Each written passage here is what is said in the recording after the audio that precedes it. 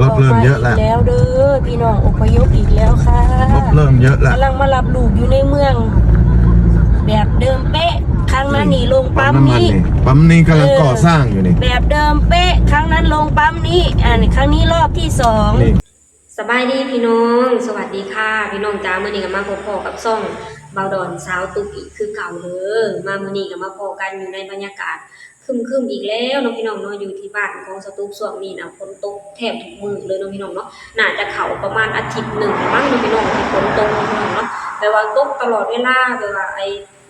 ครึ้มอยู่ตลอดเวลาเนี่ยพี่น้องบ่เห็นแดดมาเนี่ยก็เป็นอาทิตย์นึงแล้วเนาะพี่น้องเนาะแล้วอยู่ทางประเทศไทยเด้พี่น้องเป็นจังไดเนาะพี่น้องเนาะฝนตกอยู่บ่เนาะพี่น้องเนาะถ้าหากว่าฝนตกหรือบ่ตกก็พ่อแม่พี่น้องก็เข้ามาโอ้ลมนำสตูกได้เด้อพี่น้องแต่ว่าอยู่ที่บ้านของสตูกนะเมื่อคืนนี่ก็ฝนตกเนาะพี่น้องเนาะเริ่มตกประมาณเที่ยงคืนแล้วก็จนฮอดตีห้าเนาะพี่น้องเนาะถึงจะเช้าเนาะพี่น้องเนาะแปลว่าตกทุกมื้อแล้วก็ครึ้มทุกมื้อแบบนี้เลยเนาะพี่น้องมาพี่น้องมามื้อนี้สตูกก็จะมาเว้าถึงชายแดนไทยกัมพูชาเนาะพี่น้องเนาะซึ่งมื้อเช้านี้สตูกก็ได้เข้าไปเลื่อนเบิ่ง TikTok เนาะพี่น้องเนาะแบบว่าสตูกก็ไปเห็นทางพ่อแม่ประชาชนไทยเนาะพี่น้องเนาะที่อยู่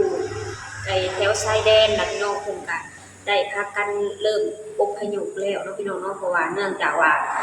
ทางกัมพูชาก็แบบว่าเริ่มยิงเข้ามาทางที่ประเทศไทยแล้วเนาะพี่น้องเนาะแบบว่ายิงเพื่อยั่วยุให้ทางพี่ทหารไทยพี่น้องเนาะแล้วว่าที่ทางพี่ทหารไทยหรือทางผู้บังคับบัญชาก็เพิ่นก็เป็นห่วงความปลอดภัยของพ่อแม่ประชาชนเนาะพี่น้องเนาะเพิ่นก็เลยให้ทางพ่อแม่ประชาชนน่ะอพยพออกจากบ้านของตัวเองเพื่อไปอยู่ในสถานที่ที่ปลอดภัยเนาะพี่น้องเนาะจังได๋สตูกก็ขอเป็นกำลังใจให้ทางพ่อแม่ประชาชนไทยเด้อพี่น้องคือแบบว่าในการอพยพทางครั้งนี้นะพี่น้องคือแบบว่าสตูเขาไปเห็นแล้วสตูก็แบบว่าเห็นใจแล้วก็สงสารเนาะพี่น้องเนาะเพราะว่าอยู่ในนั้นก็มีทั้งเด็กน้อยมีทั้งผู้ใหญ่มีทั้งผู้สูงอายุเนาะพี่น้องเนาะแล้วก็ที่สำคัญมีทั้งเด็กแรกเกิดนะพี่น้องเห็นแล้วก็สงสารนะพี่น้องเนาะเพราะว่ามีเด็กแรกเกิดหรือผู้สูงอายุก็การเคลื่อนย้ายหรือการเดินทางก็ค่อนข้างลำบากนะพี่น้องเนาะสตูเห็นแล้วสตูก็เห็นใจแล้วก็แบบว่าสงสารพี่น้องเนาะจังได๋สตูก็ขอเป็นกำลังใจให้ทางพ่อแม่ประชาชนไทยคือเก่าเนาะพี่น้องเนาะขอให้ทางพ่อแม่ประชาชนไทยสู้ๆเนาะพี่น้องเนาะรอบขอให้ทางพ่อแม่ประชาชนไทยสู้ๆแล้วก็การเดินทางจากบ้านไปหาถิ่นฐานที่จะอพยพไปก็ขอให้พ่อแม่พี่น้องเดินทางอย่างปลอดภัยเนาะพี่น้องเนาะสตูก็ขอเป็นกำลังใจให้คือเก่าเด้อมาพี่น้องเฮามาเบิ่งเดี๋ยวเฮามาเบิ่งคลิปการอพยพของพ่อแม่ประชาชนไทยไปนำกันเลยเนาะพี่น้องเนาะพี่น้อง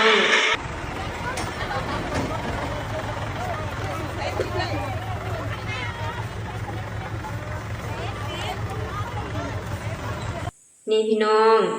ด่วนชาวบ้านติดเขตชายแดนเริ่มทยอยย้ายผู้สูงอายุและเด็กวันที่27เดือน9 68นะพี่น้องเนาะออกจากพื้นที่ปะทะแล้วหลังที่กัมพูชายิงปืนใหญ่เข้ามาเนาะพี่น้อง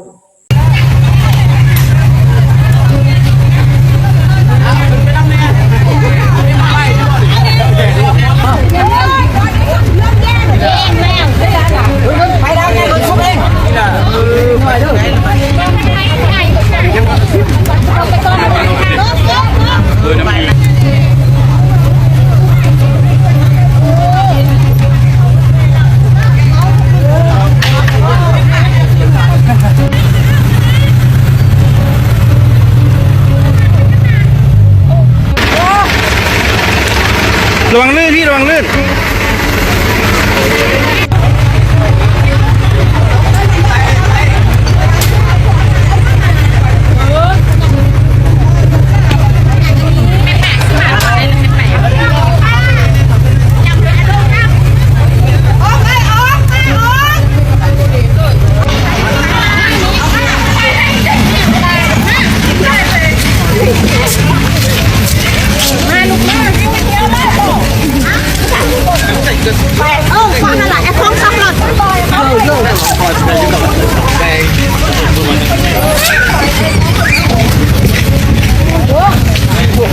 อันนี้ไปศูนย์ไหนกันนะครับ อันนี้ไปไหนกันนะครับศูนย์ไหน ไปเขตสว่าง ไปไหนนะครับ ไปวัดแจ้ง วัดแจ้ง รถเริ่มเยอะแล้ว แล้วเด้อพี่น้องอพยพอีกแล้วค่ะ รถเริ่มเยอะแล้ว กำลังมารับลูกอยู่ในเมือง แบบเดิมเป๊ะครั้งนั้นนี่ลง ปั๊ ปั๊ ม ม น้ำมัน นี้ นี่ปั๊มนี้กำลังก่อสร้างอยู่นี่ แบบเดิมเป๊ะครั้งนั้นลงปั๊มนี้ครั้งนี้รอบที่2 นี่กำลังก่อสร้าง วัน อยู่ ที่23จ้าตอนนี้บ่าย3 โมงกำลังจะไปรับลูกชาย ตอนนี้อันนี้กำลังก่อสร้างนี่มันยิ่งมาอีกแล้วที่ก่อสร้างนี่แหละเบื้องหน้านี่โอ้ยคนเขาอพยพกันอีกแล้วพี่น้องเอ้ยโอ้ยตายยุ่งยากแล้วล่ะเทื่อนี้เอาให้มันจบเด้อครั้งนี้เอาให้มันจบนะ ขอเป็นกำลังใจให้พี่น้องทหารไทยของเรา เอาให้มันจบเด้อพี่น้องเงิน5,000บ่ได้ใส่ดอกกว่านี่เงิน5,000บ่ได้ใส่ดอกอพยพรอบที่2อีกแล้วพี่น้องเอ้ยไปอีกแล้วค่ะบ่ได้อยู่ดีดอกคอยเงิน5,000กับบ่ทันได้เงินดิจิตอลก็หายวับเอาให้มันคัก อืม มอนี่เบิ่งเขาเติม ไหน น้ำมันกันเลยเด้อไป ไหน โอ้ยไปอีกแล้วจ้ะ เป็นยังไงพี่น้องก็ได้เห็นคลิปไปนำกันนะเนาะพี่น้องเนาะสตุ้มน่ะเป็นคนหนึ่งนะพี่น้องที่แบบว่าคอยติดตามสถานการณ์ชายแดนไทยกัมพูชามาโดยตลอดเนาะพี่น้องเนาะเพราะว่าในใจลึกๆของสตุ้มกะแบบว่าอยากให้มันจบลงเนาะพี่น้องเนาะคืออยากให้มันจบลงตั้งแต่รอบแรกแล้วเนาะพี่น้องเนาะบ่อยากให้มีรอบ2เนาะแล้วพอมันเกิดสถานการณ์ขึ้นแบบนี้แล้วนะพี่น้องแบบว่าทางไทยอยากจบแต่ทางกัมพูชาบ่อยากจบนะพี่น้องจนแบบว่าเหตุให้เกิดรอบ2นะพี่น้องจนอันพ่อแม่ทางประชาชนไทยก็ต้องได้อพยพในรอบที่2เนาะพี่น้องเนาะคือแบบว่าต่างคนก็ต่างแบบว่าแบบว่าบ่อยากอพยพเนาะพี่น้องเนาะอยากให้แบบว่าทางแบ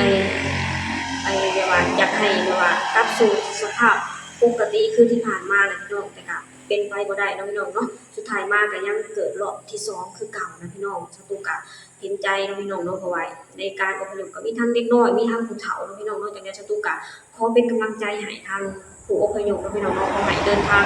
อย่างปลอดภัยนะพี่น้องเนาะแล้วสตุกเองก็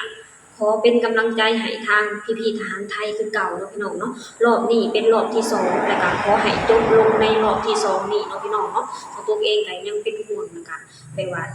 ให้กำลังใจทางพี่ๆทหารไทยคือเก่าเด้อพี่น้องขอให้ทางพี่ๆทหารไทยสู้ๆเนาะพี่น้องเนาะแปลว่าขอให้ทุกคนน่ะอยู่รอดปลอดภัยขอให้เสร็จภารกิจมาอย่างปลอดภัยหมดทุกคนเพื่อกลับมาหาพ่อหาแม่เนาะพี่น้องเนาะขอให้